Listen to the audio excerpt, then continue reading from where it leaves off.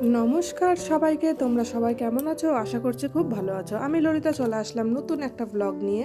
আর আজকের দিনটা হলো আমার খুব পছন্দের দিন, কারণ আজকে হলো বাজারের দিন। তো গত রবিবারে আমি গেছিলাম বাজারে আমার হাজব্যান্ডের সঙ্গে। যেহেতু ও বাড়িতে থাকে না খুব একটা, তো সপ্তাহে একটা দিন চেষ্টা করে যে আমাকে নিয়ে বাজারে যাওয়ার। আর ওই একদিনে আমি পুরো সপ্তাহের বাজারটা করে নিয়ে আসি। আর কিছু যা টুকিটাকি কম পড়ে সেগুলো আশেপাশে কিংবা বাড়িতে যারা বিক্রি করতে আসে তাদের কাছ থেকে নিই। তো আজকে বাজারে গিয়ে শুরুতে দেখলে একটা বড় আড় মাছ, যেই মাছটা আমার খুবই পছন্দ হয়েছিল, সেই মাছটা আমি কিনে নিলাম। আর এখন দেখো আমি কি কি বাজারগুলো করেছি সবগুলো একে একে নামিয়ে নেব। এখানে আছে শীষ পালং, আর শীষ পালংগুলো এত ফ্রেশ ছিল আর খুব ভালোও ছিল। আর এখানে নিয়েছি কয়েক কেজি আলু। আর যেহেতু ঘরে আলু শেষ হয়ে গেছিলো তাই একটু বেশি করেই আলুটা নিয়ে এসেছিলাম। আর এখানে কয়েক রকমের মাছ বলতে, যেহেতু আমি খুব বেশি বাজার ভেবেছিলাম করব না, কিন্তু আবার না করলেও একদমই না, পুরো সপ্তাহটা তো চলতে হবে তাই না? এই জন্য শুরুতেই আগে মাছগুলো একে একে ঢেলে নিই। তোমরা দেখতে থাকো ভিডিওটা, আর কেমন লাগলো আমার এই বাজারের ব্লগগুলো অবশ্যই আমাকে কমেন্ট করে জানাতে ভুলো না। তো প্রথমেই নামিয়ে নেব একটা মাছের মাথা। আর আমি বাজারে গেলে অবশ্যই চেষ্টা করি একটা মাছের মাথা আনার, একটা কিংবা দুটো। তো আজকে একটাই নিয়ে আসলাম, কারণ আজকের মাছের মাথাটা অনেকটাই বড় সাইজের ছিল। এটা শাক ঘন্ট কিংবা কোনো কিছু দিয়ে রান্না করলে খুবই ভালো লাগে। আর এখানে সেই আড় মাছের থেকে 1 কেজির একটু বেশি পরিমাণে এই আড় মাছটা নিয়ে এসেছিলাম। তো উনি বলছিল যে মাছের মাথা নেওয়ার জন্য, কিন্তু আমি মাছের মাথাটা আবার সঙ্গে নিয়ে নিই, এই কারণে একটু দামটা বেশি পড়েছিল। যাই হোক, পিসগুলো তো দেখেছো কত বড় বড় পিস করে নিয়ে এসেছি, কারণ আমরা ছোট পিস খুব একটা পছন্দ করি না। আর এখানে নিয়ে আসলাম খাসির মাংস।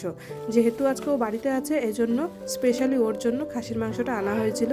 আর এই গাবলাটাতে আটা মেখেছিলাম, সেটাতেই আবার ঢেলে নিলাম। আর আজকের মাংসটা অনেক ভালো পেয়েছি, সত্যি একদম ফ্রেশ ছিল আর খুবই ভালো ছিল, একদম লাল লাল। তো খাসির মাংসটা আমি 1 কেজি পরিমাণে নিয়েছিলাম, আমাদের এটাতেই 2 দিন আরামে হয়ে যাবে। তো চলো আমি আগে মাছগুলো ভালো করে, মাছ মাংস সব কিছু ধুয়ে তারপরে পরিষ্কার করে নিয়ে আসলাম। আর এখানে সবগুলো আমি রান্না করব না আজকেই, কিছু কিছু রেখে দেবো, যেহেতু প্রথমেই বললাম যে সপ্তাহের বাজার। তো মাছের মাথাগুলো আর মাছগুলো রেখে দেবো, আর আজকে শুধু এই মাংসটা রান্না করব।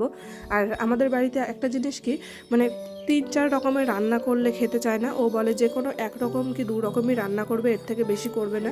আর মাংসর দিনে তো শুধু মাংসটাই রান্না করা হয়, কারণ এক্সট্রা কিছু করলে সেটা নষ্টই হয়। তো আমি প্রথমে মাংসটাকে একটু সর্ষের তেল, লবণ, হলুদ দিয়ে ভালো করে মেখে আর প্রেশারে 2-3টে সিটি দিয়ে রাখবো, কারণ এখন বাজার করে নিয়ে এসে যদি এখন কড়ার মধ্যে নরম করতে চাই মাংসটা, তো অনেকটা সময়ের ব্যাপারে, এই জন্য প্রেশারে প্রথমেই 2-1টা সিটি দিয়ে নিয়েছি। আর মাংস রান্না করব, তার ভিতরে আলু দেবো না, এটা কখনো হতেই পারে না। এই জন্য আমি কয়েকটা আলু প্রথমে বড় বড় করে কেটে ভেজে রেখে দিলাম। আর ফোড়নে দিলাম জিরে, তেজপাতা আর পেঁয়াজ। আর আজকে পেঁয়াজ বাটা দেবো না, বেশ অনেকটাই পেঁয়াজ দিয়েছি, প্রায় 1 থেকে 1.5 কাপ পরিমাণে।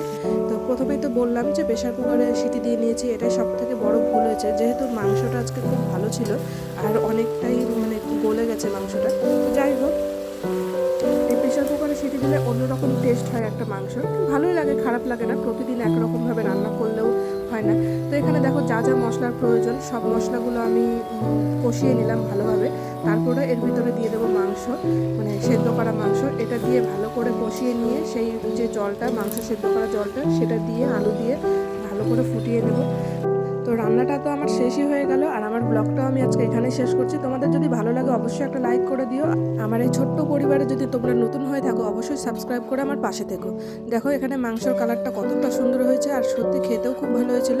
তো সবাই সুস্থ থেকো, ভালো থেকো, দেখা হবে পরের একটা ব্লগে, দেখা হবে তোমাদের সঙ্গে নতুন একটা ব্লগে। টাটা।